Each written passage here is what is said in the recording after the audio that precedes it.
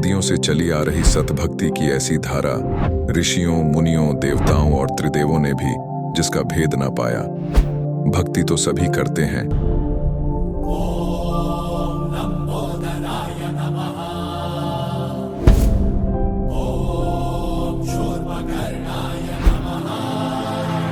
और हरदम यह सोच रहती है कि रहने के लिए आलीशान घर हो, घूमने के लिए बड़े बड़े पार्क हो, खाने पीने के लिए स्वादिष्ट भोजन हो, हम कभी बीमार ना हो, कभी दुखी ना हो और कभी भी ना मरे।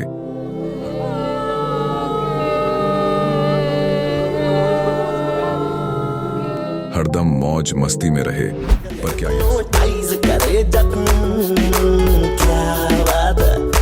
पर क्या यह संभव है? हम सब इतनी भक्ति करते हैं, व्रत करते हैं, श्राद्ध निकालते हैं, कावड़ लेकर आते हैं, बोले बोले, बोले, अरे बोले बोले, बोले। मंदिरों में जाकर मूर्ति पूजा करते हैं,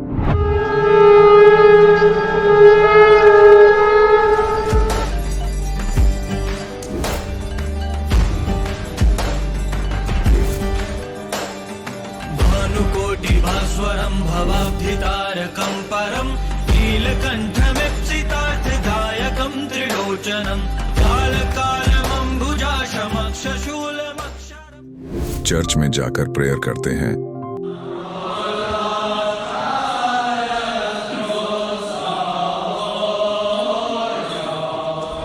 मस्जिद में जाकर नमाज अदा करते हैं,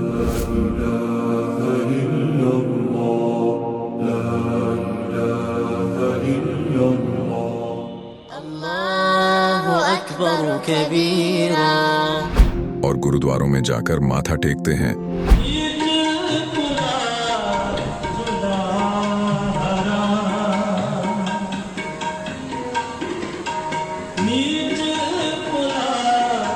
फिर भी दुखी क्यों है? लेकिन क्या आप जानते हैं वो कौन सी भक्ति है? वो भक्ति जिसने मीरा को जहर से बचा लिया, ध्रुव और प्रहलाद की रक्षा की, अंधे को आंखें और बहरे को कान दिए, कोढ़ी को काया दी, दुखियों को सुखी जीवन दिया, मरने वाले को जीवन दान दिया और लाइलाज बीमारियों को दूर किया। जब संत रामपाल जी महाराज जी से दीक्षा ले ली थी, उसके बाद जब उनका कुछ विद इन मंथ कैंसर में राहत मिली। जैसे हम लोग परमात्मा का आदेश आया, हम लोग हॉस्पिटल गए और ऑपरेशन कराया। भगत जी 1 रुपया का भी दवाई माता जी को खाना नहीं पड़ा, और जो डॉक्टर कैंसर है बताते थे, वही डॉक्टर के मुख से हमने ये सुना भगत जी कि ये चमत्कार कैसे हो गया। तो हॉस्पिटल में दिखाया तो कैंसर घोषित कर दिया डॉक्टर ने यहाँ। तो फिर इसके इलाज के लिए घूमे, इलाज भी नहीं हुआ, तो फिर घर पे थक के बैठ गए। कैंसर के लिए जिंदल हॉस्पिटल में रहा, उसके बाद सपड़ा हॉस्पिटल में रहा, उसके बाद जयपुर को दिखाया, उसमें कोई इलाज नहीं हुआ। संत रामपाल जी महाराज जी ने चरणामृत प्रसाद दिया और आशीर्वाद दिया और भक्ति ज्ञान दिया, और उसके बाद मैं तंदुरुस्त हूँ। हर दिन में अपना सब कुछ खाता हूँ, मुझे कोई समस्या नहीं। मेरे को बीमारी ये थी सर कि ब्लड ट्यूब में मेरे को एक प्रकार का पस आ गया था और इन्फेक्शन हो गया था। उस इन्फेक्शन को डॉक्टर लोग वो कह रहे थे कि इसमें आपको ऑपरेशन करना पड़ेगा। आश्रम पहुंचने में परमात्मा का नामदान लिया और जो उन्होंने मुझे उपदेश दिया, उस उपदेश देने के बाद उन्होंने आशीर्वाद दिया। आशीर्वाद देने के बाद तत्क्षण में मेरा ये रोग वहीं के वहीं दर्द बिल्कुल ठीक हो गया। भक्ति सभी करते हैं, लेकिन उपरोक्त लाभ सिर्फ सतभक्ति से ही प्राप्त होते हैं। आज भी सतभक्ति करने वाले हजारों लाखों लोगों को शास्त्र अनुसार भक्ति का अद्भुत अनुभव प्राप्त हो रहा है। आइए जानते हैं ऐसे ही लाखों श्रद्धालुओं में से एक सतभक्ति करने वाले इस श्रद्धालु का अनुभव। जी नमस्कार। नमस्कार जी। जी क्या नाम है आपका? दर्शना। दर्शना जी कहाँ से आए हो आप? मैं बठिंडे से आई हूँ। दर्शना जी, संत रामपाल जी महाराज जी से जुड़ने से पहले आप क्या भक्ति साधनाएं करते थे?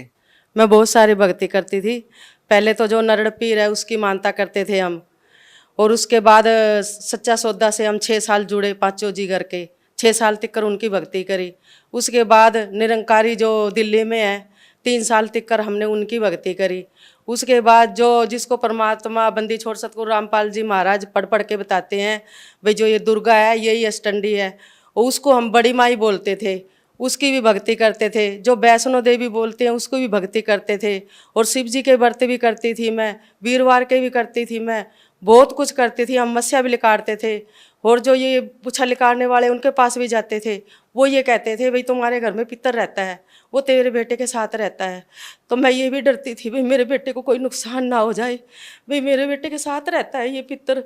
तो मैं डरती हुई उसकी भी समाधि वो घर में बना रखा था, उसकी भक्ति करती थी, कलश रख रखी थी। और मस्या भी लिकाड़ते थे, उसको कपड़े भी देते थे होली दिवाली को पहनने के लिए, भाई आप मेरे बेटे को नुकसान मत पहुँचाना। और बहुत सारी दिक्कतें थी, गरीब घर की थी मैं, गरीब घर में आई थी, बहुत सारी दिक्कतें वहाँ भी उठाई थी, यहाँ भी उठाई थी। मैंने आपकी ज़िंदगी में कभी भी सुख नहीं देखी, दुख के अलावा।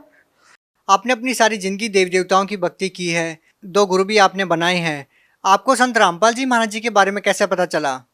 संत रामपाल जी महाराज के बारे में ऐसे पता चला, एक दिन मेरा भाई जैतो मंडी से हमारे घर आया तो वो हमारे सामने ने ब्यास वाला है, उनको नाम ले रखा है, उनके घर वो ज्ञान चर्चा परमात्मा की कर रहा था, ज्ञान चर्चा परमात्मा में कर रहा था। हमने नहीं पता संत रामपाल जी महाराज की ज्ञान चर्चा करी जा रहे थे, तो हमने नहीं पता भी वो क्या बातें कर रहे क्या नहीं। तो वो ऊपर नहीं आने दिया उसको, तो वो उठ के वहाँ से और हमारे घर आ गया।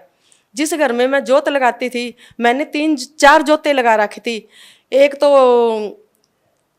बड़ी माई की लगा रखी थी जिसको बोलते हैं हम, और एक लगा रखी थी वैष्णो की, एक लगा रखी थी पीर की, और एक लगा रखी थी ऊपर उसकी जो भैरू बाबा होता है भाई, इसके साथ इसकी भी मानता होती है, उसकी 4-4 जोतें लगा रखी थी। उस घर में वो आ गया, उसी घर में हम बैठे थे।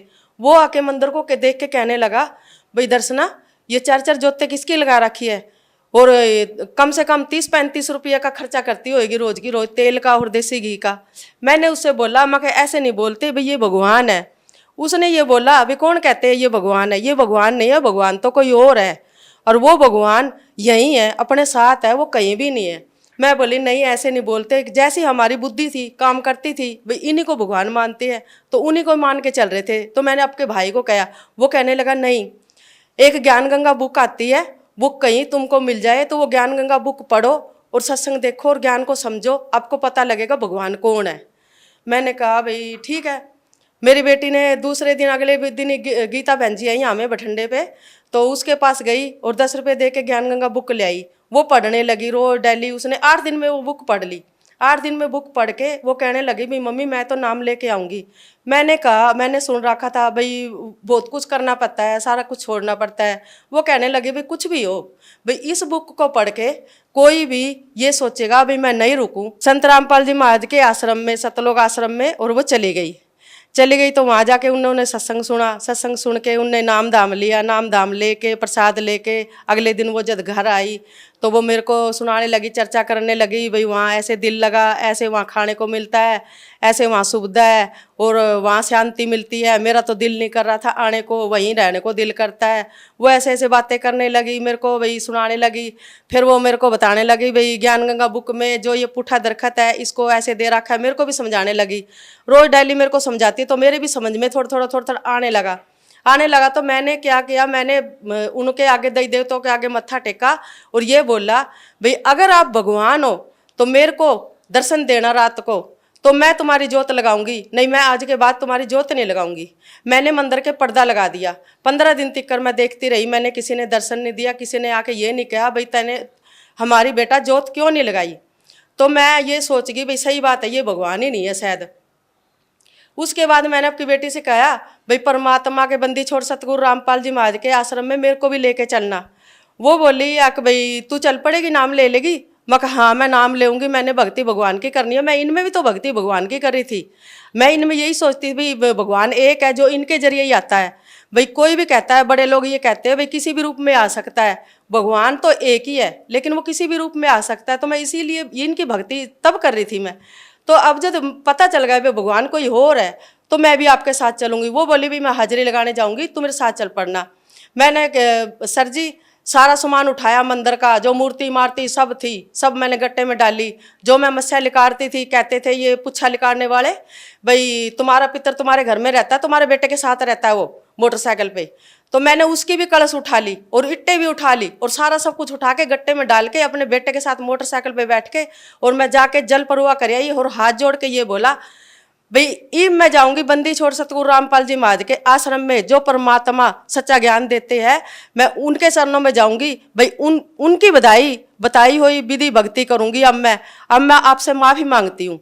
मैं जल परवा करके और भगत जी सर जी आ गई। आके फिर मैं जब मेरी बेटी गई हाजिरी लगाने तो मैं उसके साथ चली गई। साथ गई तो मैंने भी जाके अंदर एंट्री करी तो बहुत अच्छा लगा। वहाँ सत्संग भी सुना और भोजन भाजन बहुत अच्छा, पूरी सुविधा सी कि कहीं भी नहीं देखा ऐसा कुछ। तो मैंने नाम दाम लिया वहाँ से। तीसरा महीना 2014 तीसरा महीना 19 तारीख को मैंने नाम दाम लिया बंदी छोड़ सतगुरु रामपाल जी महाराज से।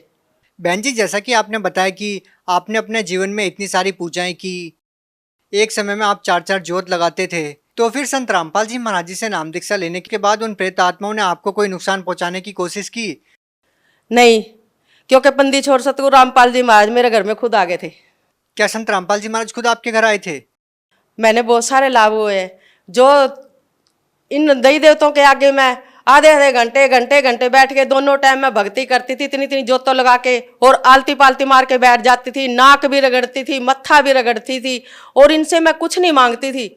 ना मैंने कभी धन मांगा ना दौलत मांगा इनके पास, क्योंकि मैं आपकी गरीबी में मस्त थी। भाई जो भी चटनी रोटी है मैं वो खा लूंगी, लेकिन भगवान जो मेरे शरीर में संकट है ना, दुख है ना, अगर वो आप निकाल दोगे तो मैं दिहाड़ी करके रोटी खा लूंगी, आपका बच्चे भी पाल लूंगी। अगर मेरे शरीर में दुख रह जाएंगे तो मैं तो एक दिन मंजे पे बैठ जाऊंगी। मेरे घर में गरीबी है, मेरे बच्चे कहाँ से मेरे पे पैसे लगाएंगे, और कहाँ से मैं आपके बच्चे पालूंगी, कहाँ से मैं कुछ करूंगी। मैं इतनी परेशान हो रही थी, बस दिमाग में पूरी टेंशन रहती थी। इन दुखों से बहुत परेशान थी मैं। मेरे शरीर में इतने सारे संकट थे, दुख थे। क्या क्या कष्ट थे आपको? 14 साल हो गए थे। मेरी पैर की नस ब्लॉक थी, उसकी वजह से मैं बहुत परेशान थी। मैं बहुत डॉक्टरों के गई, जैतो भी डॉक्टर के गई मैं, और मोड़ भी डॉक्टर के गई, और बठंडे के मैंने कोई डॉक्टर नहीं छोड़े। और जो ये हड्डियाँ उड्डियाँ वाले देसी होते हैं उनके पास भी जाती थी। एक के पास गई, वो हमारी रिश्तेदारी में थे, उसने बोला अगर बेटा मैं तेरे को सच बताऊं, भाई तेरी है ना ये नस ब्लॉक हो रही है, और इस नस का इलाज कहीं भी नहीं है, ये तो तू मरेगी ना, तेरे साथ ही जाएगा ये रोग। उस दिन के बाद मैंने डॉक्टरों के जाना छोड़ दिया। भाई मेरे घर में गरीबी है, मैं पैसे फिर क्यों लुटाऊं जब मेरे आराम ही नहीं आएगा, तो जब मेरे ये दुख ही साथ जाएगा। और दूसरी तकलीफ मेरे ये थी, 25 साल हो गए थे, मेरे बावासीर थी, उस बावासीर से मैं बहुत परेशान थी। और तीसरा रोग मेरे को ये था, मेरे दोनों कान 6 महीने में, साल में, दोनों कानों में पहला फुंसी हो जाती और फिर रेसा पड़ जाता। और इनकी वजह से मेरे इन कानों से लेके यहाँ नाड़ तिक्कर बहुत तकलीफ होती थी। बहुत मैं हबोर तिक्कर जा के दवाइयाँ लेके आती थी। बठंडे के भी डॉक्टर फैल हो गए थे, लेकिन मेरा इलाज नहीं होया कहीं से भी। मैं बहुत दुखों से परेशान हो चुकी थी। एक मेरे गले में गांठ थी, ये सोचती थी भाई ये गांठ भी मेरे साथ दूसरी है। कभी अपने बच्चों को ये दुख नहीं बताए भाई मेरे शरीर में इतने दुख है, क्योंकि मेरे बच्चे छोटे थे और घर में गरीबी थी। मैं क्यों टेंशन में दूँ, मेरे को तो एक दिन दुखों में चल जाना है, मैं इन बच्चों को भी क्यों परेशानी दूँ। मैंने कभी किसी को कुछ नहीं बताया। एक मेरे वो पेट में पत्थरी थी, और वो पत्थरी भी मेरी गायब कर दी बंदी छोड़ सतगुरु रामपाल जी महाराज का शुक्रिया अदा मैं हर वक्त पल करती हूँ। बहुत सारे लाभ हुए, इतने लाभ हुए मेरे को कि बहुत ही ज़्यादा। मैं जब दिहाड़ी करती थी, मेरा बेटा 4 साल हो गए थे बेला बैठा था, काम पे नहीं जाता था, बराबर का है, और मेरे घर में पूरी परेशानी थी, पूरी टेंशन थी, सारी आड़ में टेंशन में रहती थी। तब मैं घर से निकलती थी, मेरी बेटियाँ ये कहती थी पता नहीं ये घर आएगी या नहीं आएगी, इतनी टेंशन में रहती है, ये एक्सीडेंट हो जाएगा तो वही मर जाएगी।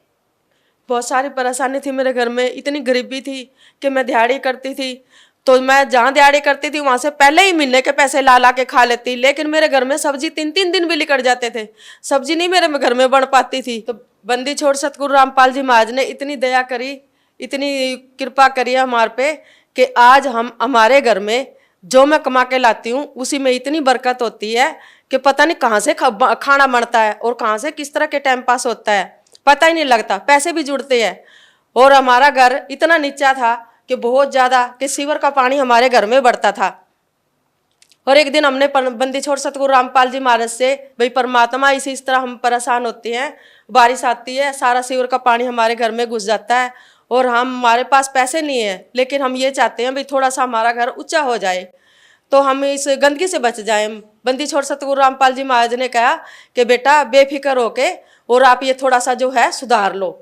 हमने न अपने दिल में ये सोचा भाई हम भक्तों को बुला के मंगलाचरण कराएंगे घर में, फिर परमात्मा दया करेंगे, अपने आप ही सब कुछ कर देंगे भगवान। बंदी छोड़ सतगुरु रामपाल जी महाराज ने आके दर्शन दिए हमारे घर में, तो उसने जोर से जयकारा लगाया और कहने लगी भाई इस घर में परमात्मा बंदी छोड़ सतगुरु रामपाल जी महाराज आ चुके हैं। तो हमने सबने दंडवत प्रणाम करी, भाई ये परमात्मा ये घर आप ही का है, आप ही नहीं करना है जो भी कुछ करना है, हमने तो कुछ नहीं करना मालिक, हम तो सीधे साधे बच्चे हैं आपके। तो परमात्मा ने ऐसी दया करी कि हमारे पास सिर्फ 90,000 रुपया था और उस मकान में 3.5 लाख रुपया लगा। हमने नहीं पता भाई वो रुपया कहाँ से आया, कैसे कुछ होया। हम तो ये सोच के काम छेड़ा था भाई लेंटर लग जाएगा बस उसमें बैठ जाएंगे। लेकिन परमात्मा ने बंदी छोड़ सतगुरु रामपाल जी महाराज ने ऐसी दया करी, सारी टेंशन दूर कर दी। आगे से आगे सब कुछ अपने आप होता रहा। बंदी छोड़ सतगुरु रामपाल जी महाराज ने सब कुछ सैन बदिया स्टैंडर्ड का मकान बना के हमने फिर उस घर में बाड़ा भाई अब बेटा बैठो। अब वो घर बंदी छोड़ सतगुरु रामपाल जी महाराज की दया है, उसी ने दया करी है, उसी की भक्ति करते हैं और उसी ने सारे उपकार उसी के है। और ये जो शरीर आप देख रहे हो ये उसी बंदी छोड़ सतगुरु रामपाल जी महाराज ने आज सोने भर का शरीर बना दिया है। आज मैं जहाँ मर्जी इन पैरों पे सारे दिन रात और दिन फिर भी सकती हूँ, क्योंकि मेरे को कोई अच्छा नहीं है, कोई तकलीफ नहीं है। बहन जी, आप भगत समाज को क्या संदेश देना चाहते हैं आप?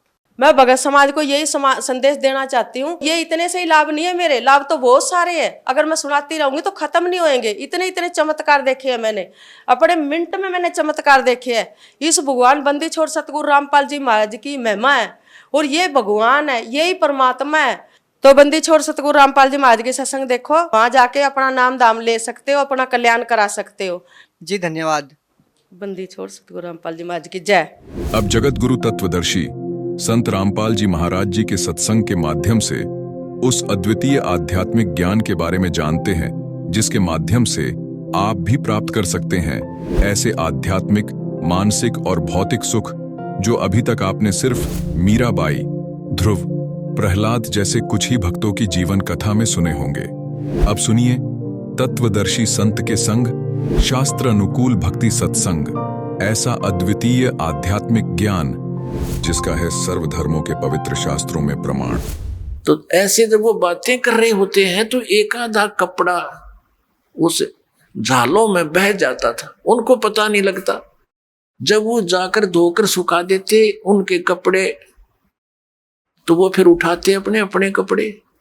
कोई कहता जी मेरा तो धोती नहीं मिली, कोई कहता मेरा कुर्ता गुम हो गया। वो कहते भाई हम तो जितने ले गए थे उतने ले आए हैं, हमें तो मालूम नहीं। इसी प्रकार बर्तनों में भी कोई एक आध बर्तन, किसी की गिलास, किसी की थाली प्रतिदिन गुम हो जाती थी। और फिर उन्होंने उनसे प्रार्थना की भाई देखो मुश्किल से तो हम एक गिलास लाए थे, इतनी दूर से कहाँ कैसे लाएंगे भाई, इससे अच्छा तो तुम ऐसा करो हमारी सेवा मत करो, हम खुद कर लेंगे, हमें तो बहुत अभाव हो गया इन वस्तुओं का, अब कहाँ से लाएं जा करके। तो वो कहने लगे भाई आगे ध्यान रखेंगे, हम बहुत ध्यान रखेंगे। तो अन्य जो और सेवादार होते थे वो बताते थे कि ये भोले भाले व्यक्ति हैं, उन कपड़ों को बर्तनों को भिगोकर पानी में बैठ जाते एक तरफ, भगवान की चर्चा करते रहते हैं, इनको पता नहीं लगता वो पानी में बह जाते हैं। कहने का भाव ये शिकायत गुरु जी के पास पहुंच गई, मुनिंदर जी के पास। अब उनको चिंता होगी कि महाराज जी के पास बात गई और अब ये हमारी सेवा छीन लेंगे। अब सेवा छीननी गई तो भगवान रुष्ट हुए हमारे से, गुरु जी रुष्ट हो गए तो हम पर आपत्तियां फिर आ जाएंगी। वो इस भय से करबद्ध होकर के वहां गए, गुरु जी ने बुलाए। परमात्मा ने कहा बेटा ये बहुत परेशान हो गए हैं, आपकी नीयत अच्छी है सेवा करने की, लेकिन इनको प्रॉब्लम घनी हो जाती है, तुम सेवा रहने दो बेटा, कोई और सेवा कर लो। वो चरणों में गिर गए, बुरी तरह रोने लग गए, हे परमात्मा हमारी सेवा ना छीनो, हे भगवान आगे हम बहुत ध्यान रखेंगे। तो भक्त कहते जी इनने कई बार कह लिए बात, तो ये फिर जाते भूल जाते हैं, इनके बस की बात नहीं। अब परमात्मा ने देखा कि इनकी श्रद्धा टूट है, इनका दिल टूट जाएगा, ये वहां दुखी हो जाएंगे। तो परमात्मा कबीर मुनिंदर जी ने, परमेश्वर जी ने आशीर्वाद दे दिया बेटा आज से तुम्हारे हाथों से कोई वस्तु जल में डूबे नहीं की, वो वहीं जहां रखोगे वहीं रहेगी, इधर टस समस्या नहीं होगी, तुम नहीं छेड़ोगे इतने। अब इस वर्क को पाकर वो बड़े खुशी हुए, जाकर देखा, वो कपड़े धर दिए, भिगो दिए, जहां रखे थे वही रहे। थाली बेले काशी के होते थे वो रख दिए, काशी तो वैसे डूब जाती है, काशी भर के पानी था बेला, और उस पर दरिया पर रख देते थे, जो का तो रहता था। फिर एक आध कहने लगा पत्थर तो उठा कर रख के देख लो, वो एक आधी कंकर पत्थर उठा कर रखी, वो जहां रख दिया उस जल के ऊपर एज इट इज सती रहने लगे। तो ये उन भक्तों की तो प्रॉब्लम हल होगी जिनके बर्तन और कपड़े गुम होया करते। तो इस प्रकार नल और नील को ये आशीर्वाद परमेश्वर मुनिंदर जी द्वारा दिया गया था। अब परमात्मा कहते हैं गोता मारूं स्वर्ग में जा बैठूं पाताले, कह कबीर ढूंढता फिरूं अपने हीरे मोती लाल। एक श्रीलंका के अंदर एक चंद्र विजय नाम का भाट रहता था। उसके घर के वो कुल टोटल 16 सदस्य थे उसके घर में, पुत्र वधू पुत्र पुत्रियां सब मिलकर 16 सदस्य थे। अपने आत्माओं, एक पिता एक माता अपने बच्चों के लिए कितनी दुखी होती है। एक भी कष्ट में कोई बालक हो जावे चिंता में नींद नहीं आती। और हम जिस पिता के संतान हैं, पूरी पृथ्वी पूरा विश्व पूरे ब्रह्मांड चींटी से लेकर हाथी तक, हम सभी उस कबीर भगवान के उस अमर पुरुष के बच्चे हैं। अब हम यहाँ कितने दुखी हैं। आप तो बालक हो, पता नहीं बालक का चाहे कितना चोट लगी रहो, वो उसको कष्ट नहीं मानता, रोता अवश्य है, और फिर भी गलती करने में पीछा नहीं देखता, क्योंकि उसको ज्ञान इतना ही है। तो वो परमात्मा कितना दयालु है। अपनी प्यारी आत्माओं को शरण में लेने के लिए उस चंद्र विजय भाट के घर से थोड़ी सी दूर पर रास्ते में जिधर वो सुबह सुबह फ्रेश होने के लिए जाता था, वहां एक पेड़ के नीचे बैठ गए भगवान। और भक्त आत्मा के एक विशेष एक साधु रूप बनाकर बैठ गए। ऋषि रूप में थे ही, रहते ही थे। और पुण्यात्मा जो होती हैं भगवान को चाहने वाली, उनके लिए भगवान ने कहा कि साधु दर्शन राम का और मुख पर बसे सुहाग, दर्श उन्हीं को होत हैं जिनके पूर्ण भाग। कबीरा दर्शन संत के परमात्मा आवे याद, और वो है लेखे में वाहे घड़ी, बाकी का समय बाद व्यर्थ। अब संत ऋषि के दर्शन हुए। चंद्र विजय भाट ने प्रणाम किया, हे महाराज बड़ा सौभाग्य, आज मेरा सुबह सुबह महात्मा के दर्शन हुए। हे भगवान, तो प्रणाम करके पहले तो चला गया, घूम फिर के आया। आते समय कहने लगा भगवान दास की कुटिया यहीं पर है, दर्शन दो दाता। अब वो तो गए इसीलिए थे, करे करावे साइया मन में लहर उठा, दादू सिरदर जीव के आप बगल हो जा। परमात्मा बोले भाई चलो आगे घर पे। वहां कुछ देर डिस्कस हुआ, उनके आपस में चर्चा हुई। परमात्मा से ज्ञान सुना उसने, के कहा जी भगवान को चर्चा सुनाओ। तो परमात्मा ने सारी कथा कहानी का सृष्टि रचना सुनाई, काफी ज्ञान दिया। तो वो बड़े प्रभावित हुआ, कहने लगा भगवान दास की कुटिया यहीं पर है, वहां चलिए, और वहां पर आपके और भी बच्चे हैं, वह भी आपके ज्ञान का लाभ उठाएंगे। परमात्मा तो गए उसी उद्देश्य से, घर चले गए, आसन दिया, अलग से बैठाया मालिक को, सोच कपड़े बिछा के, और फिर सत्संग सुनाया। अब उस समय तो केवल एक व्यक्ति ने नाम लिया, चंद्र विजय ने। बाकी इस परिवार कहने लगा नहीं, हमें अच्छा नहीं लगता इनकी ये बातें, ये तो शंकर भगवान से भी ऊपर बताते हैं। क्योंकि श्रीलंका का राजा रावण जो है, भगवान शंकर से अतिरिक्त किसी की पूजा ना करता था, तो उसको देखा देखी पूरा श्रीलंका भी शिव का ही पुजारी हो गया था। तो इस बात को उन्हें पहले स्वीकार नहीं हुआ। फिर वो चले गए भगवान वहां से। पीछे से उस चंद्र विजय भाट ने अपने पूरे परिवार को बैठा बैठा के बहुत अच्छी तरह समझाया, तो उन सब का मन बन गया। तो परमात्मा फिर वहां पहुंच गए। अब उन सभी पूरे परिवार ने नाम ले लिया। और जो मालिक ज्ञान सुनाया करता था, ये तो ज्ञान ऐसा है, प्रत्येक व्यक्ति चाहता मैं सबको सुना दूं, भाई को, बहन को, रिश्तेदार को, ऐसा अनमोल ज्ञान कभी देखा ना सुना। अपने आत्मा वो चंद्र विजय भाट जो था, वो रावण के पास जाता था, उसको चुटकले चटकले सुना के, उनकी महिमा मुहिमा गा के, और ये भाट लोग उनका एक मनोरंजन कराया करते थे। और उधर से उसकी पत्नी जो थी, वो कर्मवती नाम था उसका, वो जाती थी रावण की पत्नी मंदोदरी के पास, वो उसको चुटकले सुनाती थी, अच्छे बुंडे। इस मन की आदत है, ये राम की कथा कम और काम की कथा ज्यादा सुनना चाहता है, सेक्स की। तो पहले तो वो बकवाद सुनाया करती थी, पता नहीं के मंदोदरी भी हंसा करती, दांदरे काटा करती हैं, चुटकुले सुन सुन के। तो फिर जब उस कर्मवती को, चंद्र विजय भाट की पत्नी को, उस बेटी बहन को मालिक का ज्ञान हुआ, सब बकवाद छूट गई। कहते हैं भवन चतुर्दश ढूंढिए वो परम स्नेही साथ, जिन मिलते सुख उपजय मिटते कोट उपहाद। ये बकवाद मिट जाती है सारी जीव की। तो वहां अब वो कर्मवती पहले तो बकवाद सुनाया करती, फिर मंदोदरी ने जब टाइम होता उसको बैठा लेती कि महारानी हमारे घर पे महाराज आते हैं हमारे गुरुजी, उन्हें बहुत अच्छा ज्ञान सुनाया, आपकी आज्ञा हो तो सुनाओ कथा। अब सुनाओ।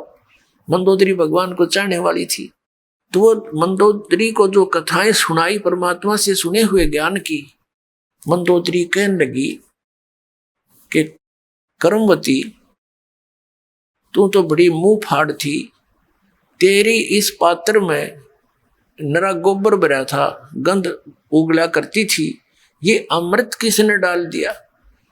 तो ये ऐसी ऐसी बातें कहाँ से सुनाई, तू मैंने कभी देखी ना सुनी। तो उसने बताया कि हमारे गुरुजी आते हैं, उन्होंने हमें ये ज्ञान दिया मंदोदरी। तो मंदोदरी बहुत प्रभावित हुई कि इसे संत के, ऋषि के दर्शन करने चाहिए। उसने कहा मंदोदरी इब कह तेरे गुरुजी आओ ना, तो मेरे पास बुला के लाइए। अब परमात्मा फिर गए, तो उस चंद्र विजय की पत्नी ने कहा प्रभु हमारी रानी आपको याद करती है, मैंने आपके द्वारा सुना हुआ ज्ञान उनको सुनाया, बड़ी प्रभावित हुई। और उन्होंने कहा कि अपने गुरुजी को यहाँ बुला के लाना। परमात्मा ने कहा बेटा हम किसी राजा के घर नहीं जाते, उनको गरज पड़े तो यहाँ आ जाएगी, साधु संत नहीं जाया करते किसी राजा या किसी व्यक्ति, ऐसे व्यक्ति के घर, जब तक वो हमारे विचारों से परिचित नहीं होते। अब वो कर्मवती फंस गई धर्म संकट में कि यदि मैं मेरे गुरुजी नहीं गए तो वह मैंने सजा दिवा दिया मनमाना मंदोदरी। परमात्मा अंतर्यामी जान गए। अब बेटी तो बहुत दुखी होगी। उसने कहा बेटा ऐसे कहना उसको कि देखो ऋषि महर्षियों को, संतों को बाई ऑर्डर नहीं बुलाया करते। अब बाई ऑर्डर बुलाने से वो आ भी गए, रजा नहीं बख्शेंगे तो लाभ क्या होगा? तो साधु संतों के पास जाने से बहुत लाभ होता है, स्वयं जाना चाहिए। तो मंदोदरी को जाकर के उसने कहा रानी मैंने अर्ज करी थी गुरुदेव से, उन्होंने मना कर दिया आपके यहाँ आने से, और कहा कि देखो साधु संतों को आदेश से नहीं बुलाना चाहिए, उनके चरणों में जाना चाहिए, लाभ उठाना है। और यदि बाई ऑर्डर बुला भी लिया तो लाभ नहीं देंगे। मंदोदरी कहने लगी बहन ठीक है मैं चलती हूँ, अब के तेरे गुरुजी आओ तो मुझे मिलाना। परमात्मा फिर गए। ये तो भटक रहे हैं एक आत्मा को अपनी शरण में लेने के लिए, सुखी करने के लिए। यहाँ भी सुखी करेंगे आपको, और यहाँ से चलोगे जब देखना सतलोक में ले जाएंगे, वहां तो कहना है क्या कितना सुख देंगे। अब क्या हुआ, मंदोदरी चली गई, परमात्मा के दर्शन किए, देखते ही आत्मा खिंच गई। पुण्यात्मा थी, पिछली संस्कारी थी, परमात्मा की बच्ची, बहुत ज्यादा प्रभावित हुई मालिक के वचनों से, और कहा परमेश्वर मुझे नाम दे दो। परमात्मा ने दीक्षा दी थी। अब मंदोदरी ने जो ज्ञान सुना था उसने चाहा कि अपने पति को समझा दूं, जो नरे बकरे खावे, नरे झोटे खावे, मांस खावे, दारू पीवे और भगत कवावे ब्राह्मण, इसने तो कर्म बिगाड़ दिए। क्यों? ज्ञान से ज्ञान हुआ, भगवान के तत्व ज्ञान से। तो मंदोदरी ने चेष्टा की समझाने की अपने पति रावण को कि आप जो साधना कर रहे हो ये तमोगुण भगवान शिव हैं, ये पूर्ण परमात्मा नहीं है। अब वो इस बात से दुखी हो गया कि मंदोदरी तू ऐसी बातें मत कर, मैंने भगवान शंकर के यहां से शीश काट कर चढ़ा दिए, इन्होंने मेरा वापस शीश दे दिया और मेरे को कितना धन दे दिया, सिद्धि दे दी, इतनी मेरे को 1,00,000 पुत्र व्रत दे दिए और मेरा पुत्र मेघनाद ऐसा है ऊपर चला गया, इंद्र को भी जीत लिया, हर मैं एक भिखारी के आगे हाथ जोड़ूंगा जाके। मंदोदरी ने बहुत समझाया कि रावण गलत बोल रहे हो आपने इस संत की लीला महिमा से अपरिचित नहीं हो, इस कर कैसे बोल रहे हो। तो आखिर में रावण ने ये कह दिया कि मेरे को आगे से ये मत कहना, मैं तुझे मना नहीं करता, तू कितना दान कर, धर्म कर, किसी गुरु से उपदेश रख। अब कहते हैं लड़की अपने पति को हमेशा जीवित देखना चाहती है। उधर से क्या हुआ कि कुछ दिनों के बाद जैसे विष्णु अवतार श्री रामचंद्र जी राजा दशरथ के घर जन्मे थे, विवाह हुआ सीता जी के साथ, विवाह होने के कुछ समय उपरांत उनका वनवास हुआ, वो वन में अपना समय व्यतीत कर रहे थे, वहां से सीता जी का अपहरण कर ले गया रावण। अब परमात्मा ने, कबीर परमेश्वर जी यानी मुनिंदर जी ने मंदोदरी को समझाया, बेटी इसने तो अपनी सात मोल ले ली, इसने अपना जो है ना मौत ले आई हो अपनी, और कह दे इसको, इसने भाई इज्जत वापस दे दे इसको, सिंपल वो मैं ना समझे, ये देवी है और देवी को सताना महापाप है, इसको वापस पहुंचा दे, तेरा उसकी इसी में खैर है। वैसे तो औरत वैसे ही देख कर राजी नहीं होती किसी दूसरी औरत को, फिर भी उसने जब ये पता चला कि मेरे पति की जान संकट में आवेगी, क्योंकि संत जो कहते वो सत मानती थी, ये महापुरुष हैं, झूठ नहीं बोलते, इन्हें क्या लेना देना है, ये कोई रामचंद्र से मिले नहीं या किसी और को जानते नहीं, सिर्फ सच्चाई बता रहे हैं। वह बहुत प्रभावित हुई, रावण को समझाने की बहुत चेष्टा की तो नहीं माना। कुछ दिनों के बाद क्या होता है, बीच में एक प्रकरण रह गया। अब रावण तो सुने नहीं था, अरे यू ज्ञान ऐसा है आदमी हजम कर नहीं सकता अकेला, जो यू ज्ञान आपको सुनेगा, दास बता रहा भगवान का दिया हुआ कबीर साहब का, तो उसकी ये नीयत रहती है बताऊं जरूर किसी से, चाहे कोई सुने चाहे ना सुना। तो रावण ने सुनना बंद कर दिया। उसका देवर था विभीषण, मंदोदरी उसको लगी समझाने। तो वो पहले तो दोनों भाई बैठे थे, रावण को समझावा थी, रावण नहीं माना तो विभीषण कहने लगा, मन में मुझे बता तू ये बात, मन तो बहुत अच्छी लगे, ये आपकी पहली बार सुन रहा हूं लेकिन फिर भी हृदय में समाती है। तो मंदोदरी ने उनको खूब समझाया, फिर कहा कि फिर अब क्या बने कि दीक्षा ले, अब नाम ले गुरु जी से, कि चल नाम दिलवा मेरे को। मंदोदरी अपने देवर को लेगी और नाम दिलवाया, परमात्मा थे। अब उस ज्ञान से वो विभीषण भी परिपूर्ण हो गया। अब क्या होता है, रावण नहीं मान रहा था सीता को लौटाने का, लौटाने को नहीं राजी हो रहा था। मंदोदरी ने बहुत कुछ समझा लिया था, तो उधर विभीषण ने भी उसको बहुत कुछ समझाया, रावण तेरे घर में कितनी अच्छी औरत है और फिर भी तू बकवाद की तरफ चल रहा, क्यों भाई भाई को कह सकता है जब उसकी कोई संकट आपत्ति उसके सामने दिखाई देती है। नहीं तो रावण को कौन बोला, वो तो अहंकारी आदमी था, 1 मिनट में तलवार गर्दन पर जाती थी उसकी, कोई उसके नो कर दे किसी बात न था। तो उसने क्या कहा, रावण नहीं माना। रावण कहने लगा तू कायर है और तेरे बस की बात नहीं, बैठ जाए एक तरफ। अब मंदोदरी ने देखा कि ये नहीं मानेगा, ये मरेगा और मैं विधवा हो जाऊंगी। अपने गुरुजी से प्रार्थना की, भगवान आप दया कर दो, कभी समझा दो, एक बार मान जाते वो तो आपकी बात को। परमात्मा ने कहा बेटा ये नहीं मानने वाला, इसके अंदर वो गुण नहीं है। तब मंदोदरी ने कहा भगवान एक बार आप उनको समझाने की चेष्टा करो दाता, और यदि वो नहीं मानेगा तो मैं अपने आप को आज से विधवा मान लूंगी, मन दुख नहीं आओगा परमात्मा इसके मरने का।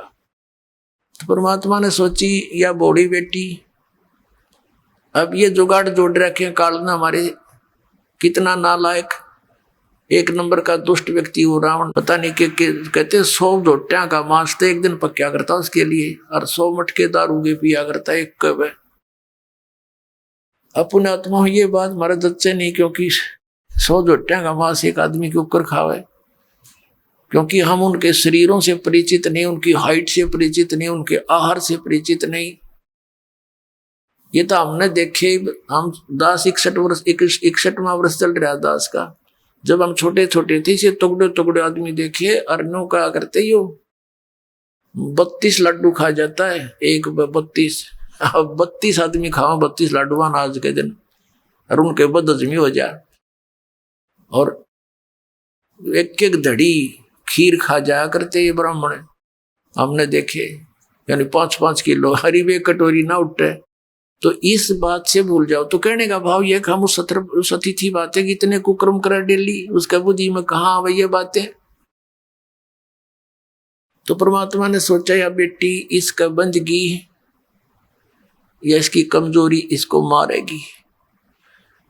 तो परमात्मा ने कहा ठीक है बेटी मैं जाता हूं, एक दिन कोशिश करूंगा तेरी श्रद्धा ना टूट जाए भगवान। तो इसलिए अब रावण की सभा लगी हुई थी, और बाहर पहरेदारों को उस जिस समय उसकी मीटिंग होती थी सतर्क यानी स्ट्रिक्ट ऑर्डर होता था कि बाहर से चिड़िया भी नहीं आ जाए अंदर। उस समय परमात्मा वहां जाकर प्रकट हो गए, पहरेदारों के पास खड़े हुए, कहा भी राजा को संदेशा दो कि ऋषि मुनिंदर आए हैं, वो आपसे मिलना चाहते हैं, कुछ आपको शिक्षा देना चाहते हैं। अब वो कहने लगे पहरेदार महाराज जी हमें बख्शो, इधर आज कोई जा नहीं सकता, अंदर का आदेश बाहर जा सकता है, बाहर का आदेश भी हम अंदर देने नहीं जा सकते, हमारा राजा बहुत खतरनाक है, गर्दन काट देगा। परमात्मा वहां से अंतर ध्यान हुए, जहां रावण बैठा था ऊंची स्टेज पे, और नीचे उनके बैठे थे सपसलार कुर्सियों पे, उसके थोड़ी सी दूरी पर अंदर जाता हुआ देखा। ऋषि देखकर वो एकदम चकित हुआ कि ये व्यक्ति अंदर कैसे आ गया, हमारी गुप्त मीटिंग चल रही थी। तो उसने आव देखा ना ताव देखा, वो तलवार निकाली कि तू अंदर कैसे आ गया। अब उसने जो ना एक क्रोध में 70 वार किए थे तलवार के परमात्मा को काटने के लिए। और कबीर परमेश्वर अर्थात मुनिंदर जी के हाथ में एक सीख थी झाड़ू की, ये झाड़ू होता है उसकी सीख एक ले रखी थी दाता ने, और जब वो तलवार मारे तो वह सीख अड़ा दे थे, वो सीख के ऐसे लगे थी वो तलवार उसकी जैसे लोहे के खंभे के लग गया, कट्टा कट हुआ।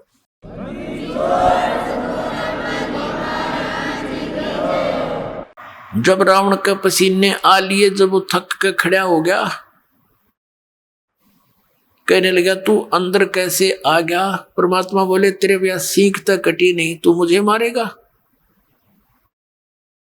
तब उसने पूछा कि तू, रावण बोला उनको बुलाओ पहरेदारों को, उनको कत्ल करूंगा। परमात्मा बोले उनका दोष नहीं है, उन्होंने तो मुझे मना कर दिया था संदेश भी देने के लिए।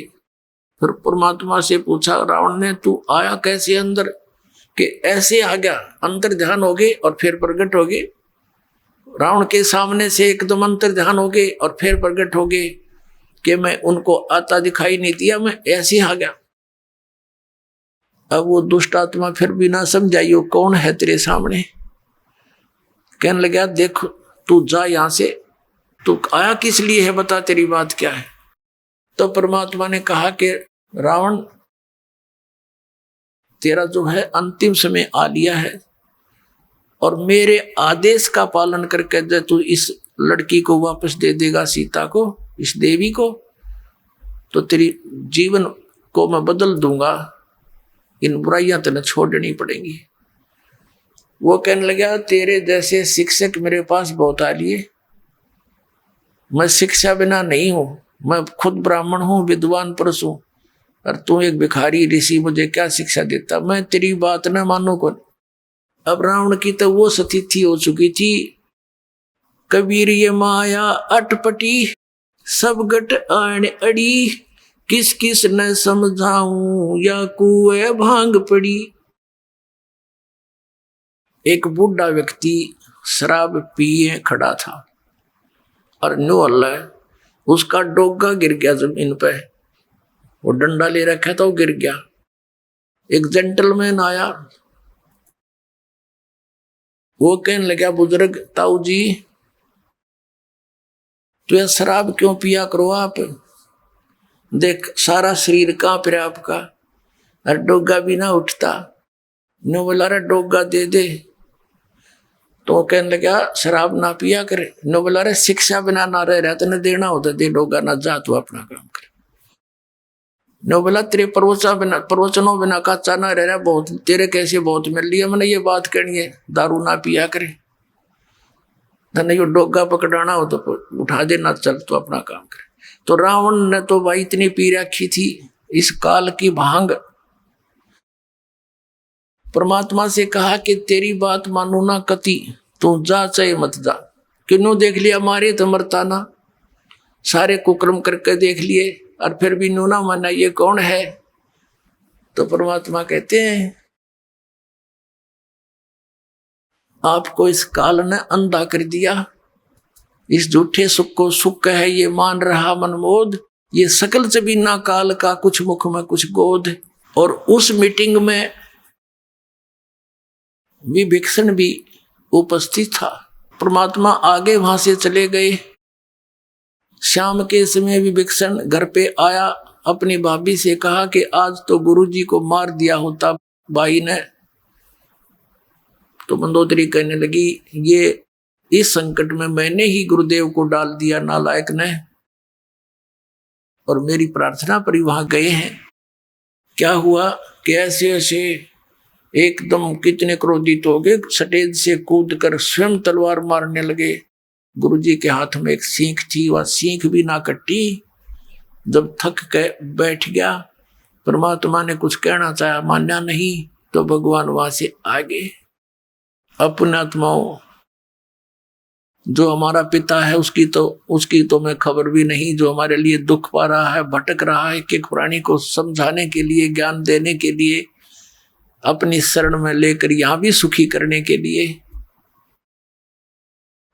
और हम उनको पूज रहे हैं जो हमें ना सुख दे सकते ना दुख दे सकते, क्योंकि देवता है ये ब्रह्मा विष्णु महेश, ये हमारे प्रारब्ध को परिवर्तित भी नहीं कर सकते और ये दुख दे नहीं सकते क्योंकि ये देवता है, अच्छी आत्माएं हैं।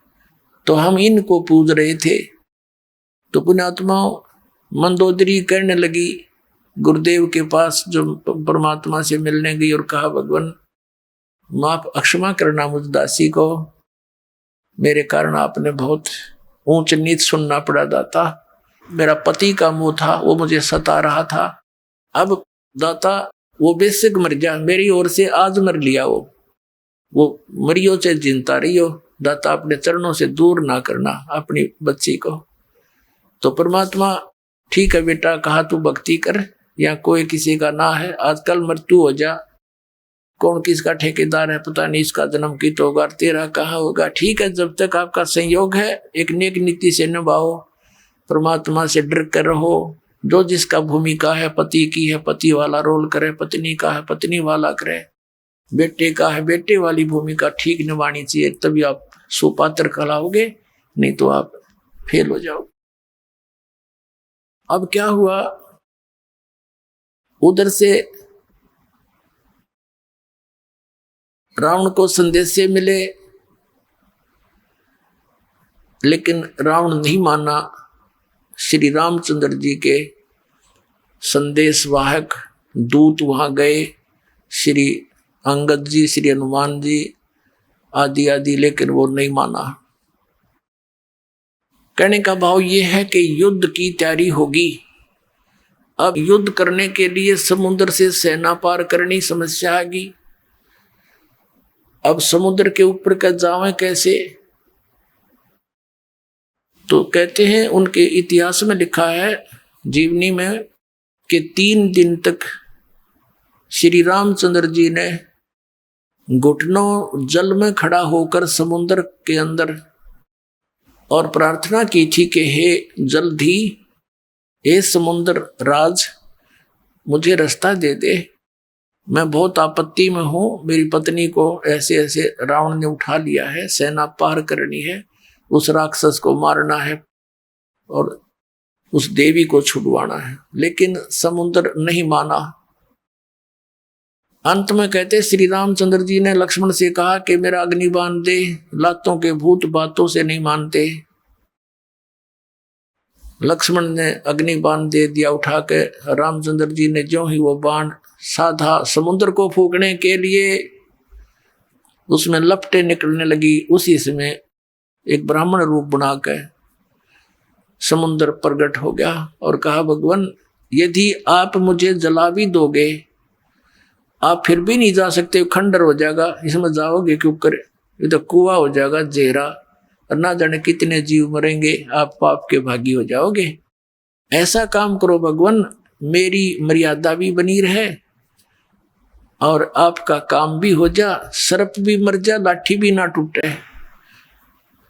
तो श्री रामचंद्र जी ने कहा, वो बता क्या उपाय है फिर? कि आपकी सेना में नल और नील नाम के 2 सैनिक आपके भक्त हैं, क्योंकि उस समय आसपास के सारे ही भगत सारे इकट्ठे हो गए थे। रामचंद्र जी के गेला भाई इस आपत्ति आ गई और एक निकम्मा आदमी उसकी पत्नी ठा ले गया। उधर से शिवलोक से भी काफी गण आए थे, भगवान शिव ने भेजे थे, तो हम बहुत इकट्ठे हो गए थे। तो नल और नील को बुलाया गया। नल और नील से कहा गया, श्री रामचंद्र जी ने कहा कि भाई एक पर आपकी परीक्षा दो तुम। उन्होंने क्या बताया? उस समुद्र ने ये बताया कि इनके गुरुजी के द्वारा दिया हुआ आशीर्वाद है इनका, और उनके आशीर्वाद से मेरे ऊपर ये पत्थर कोई भी वस्तु रखते हैं वो डूबती नहीं, वहां से टस से मस नहीं होगी, वहीं रहेगी, तो मेरे ऊपर वजन नहीं बनेगा इसका। अब भगवान श्री रामचंद्र जी ने कहा भी एक बार ट्राई दिखाओ तुम। अब उस दिन देखो हम न्यूम ऐसे मार खाते हैं। पहले तो नल और नील 100 शुक्र मनाया करते अपने मनिंद्र भगवान के, और उस दिन वो आंडी पाक गए। अभिमान हो गया उनको कि यदि आज हम गुरु जी को याद करेंगे, जंतर मंत्र प्रणाम करते हैं जैसे याद करने के लिए, तो ये न सोचेंगे उपस्थित जन ये कहीं और से शक्ति प्राप्त करते हैं, इनके अंदर कोई पावर नहीं। अब उन्होंने दोनों ने फटाफट उठाया एक एक पत्थर और रख दिया समुद्र पर, डूब गया। उनको भी अचंबा हुआ, उन्हें फिर दूसरा उठाया, वो भी डूब गया, तीसरा रखा, वो भी डूब गया। अब ये सोचने लगे, वो एक दूसरे के मुंह की तरफ देख रहे हैं, और श्री रामचंद्र जी कहने लगे समुद्र से, वो जो ब्राह्मण रूप में उपस्थित था, मानो ये कहना चाह रहे हैं कि तू झूठ बोल रहा था। तो उस ब्राह्मण रूप में उपस्थित समुद्र ने कहा कि भगवान आज इनने कोई गलती कर दी, क्यों भाई तुमने अपने गुरु जी को याद नहीं किया, आज दिखा है ये अभिमान में आ गए, इसलिए इनके हाथ से वो पावर चली गई, दिखा है। वो तो अपना एस्टीमेट बतावा था और वह सचमुच ऐसा ही हो गया था। अब उन दोनों ने फिर अक्षमा याचना की, गुरुजी को याद किया, हे दाता दया करो, हमसे गलती होगी, माफ करो, हम तो पापी आत्मा है। वो डर गए न्यू कदे फिर वो आपत्ति फिर ना आ जाए तुम्हारे पे, और तुमने कर दी गलती आज ज्यादा, अब मान बढ़ाई की भूख में। तो पुण्यात्माओं, परमात्मा हमें आगाह करते हैं कि यदि तुम ऐसे मर्यादा तोड़ दोगे, भक्ति आपकी नष्ट हो जाएगी। जैसे माता गर्भ को रखे यतन बनाए और ठेस लगे तो छन होए, ऐसे भक्ति जावे। जैसे किसी बहन को, माता को बहुत वर्षों के बाद कोई गर्भ रहा हो, फिर वो कितनी चिंतित होती है उस बालक को परिपूर्ण करने के लिए, कहीं ऊंचे नीचे में पैर न रखा जा, चलते समय भी बहुत सावधानी बरतती है, और रात के समय करवट बदलते समय भी वो बहुत चिंतित रहती है, कहीं मेरे बालक पर जोर ना आ गया, एकदम उधड़ कर पड़ती है और देखती है दर्द पीड़ा तो नहीं होगी मुझे। तो कहते हैं जैसे माता गर्भ को रखे यतन बना और ठेस लगे तो क्षीण होए, तेरी ऐसे भक्ति नसावे, तो उनकी भक्ति नसगी खत्म होगी। अब उन्होंने रोए पीटे याद किया भगवान को, वो तो मालिक ने करना ही था, क्योंकि श्री रामचंद्र विष्णु अवतार और श्री कृष्ण भी विष्णु अवतार, और विष्णु कौन, ये भी भगवान का बच्चा। आप जैसी आत्मा पुण्यकर्मी प्राणी पोस्ट ये मिल गई इसको। जैसे आप किसी का भाई मंत्री बन जाता है तो भाई ही उसका, वैसे को कितनी पोस्ट पे बैठा है, तो ऐसे ही ये आपके ही भाई हैं, उस परमात्मा के ही बच्चे हैं। तो उनके दुख का निवारण भी वही परमात्मा कर सकता है और कोई नहीं कर सकता।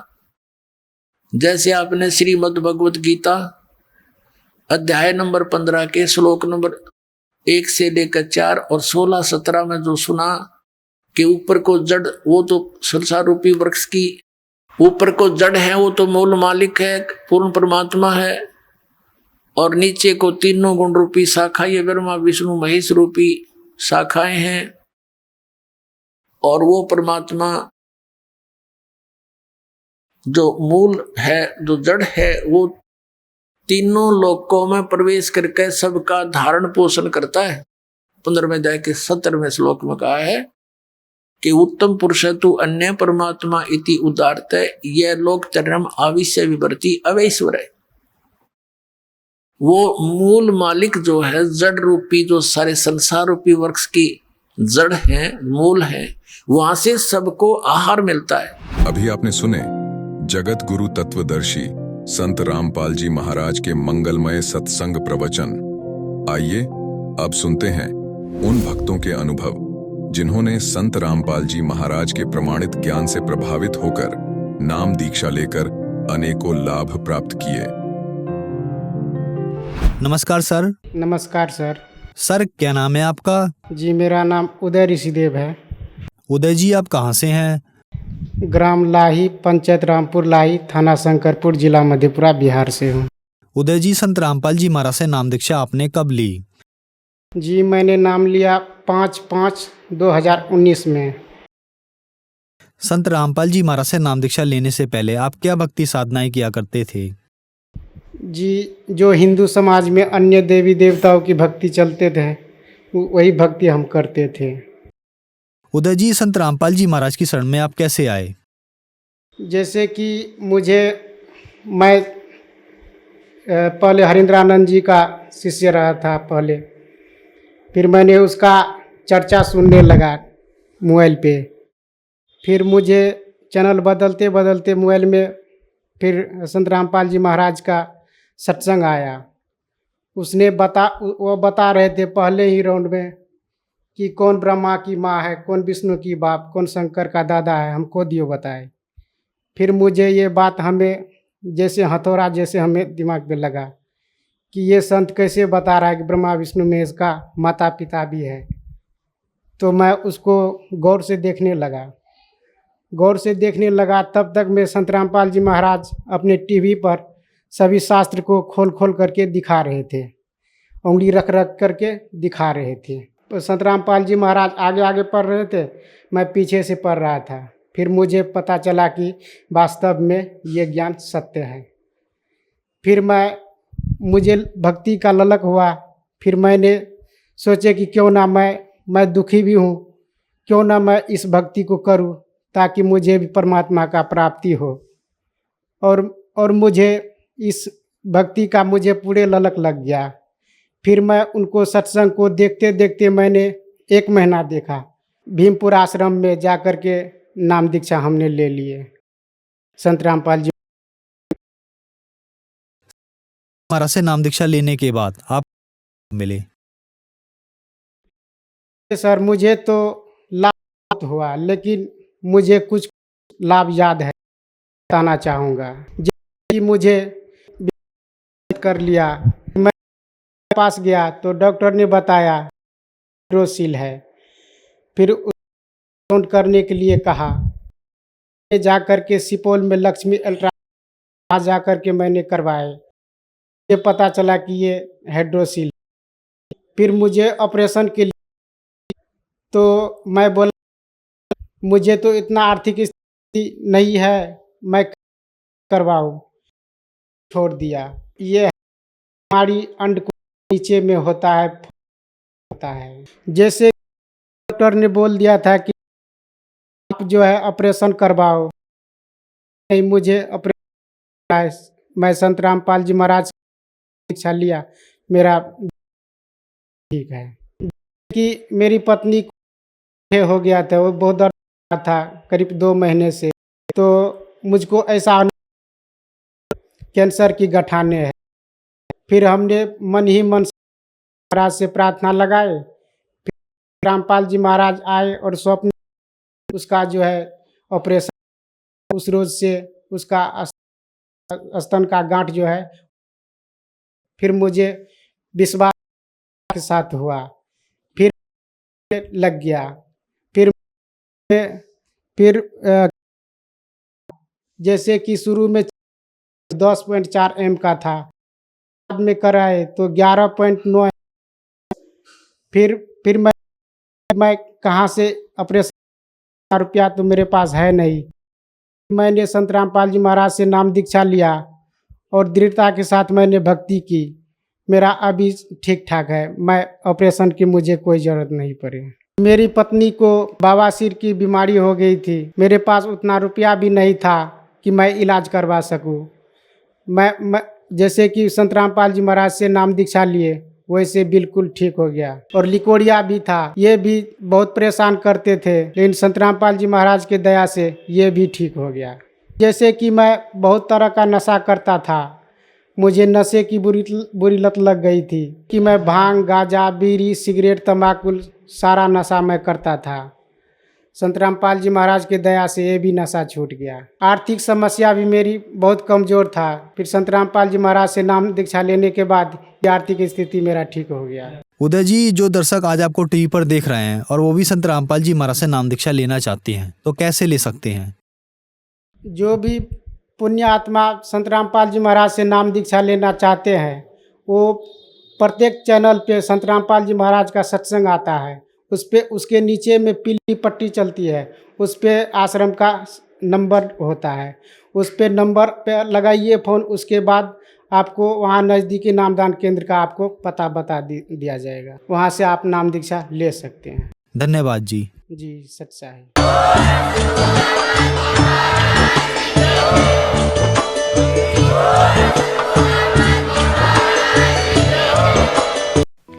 आप सुन रहे थे जगत गुरु तत्वदर्शी संत रामपाल जी महाराज के मंगल प्रवचन। अधिक जानकारी के लिए संपर्क करें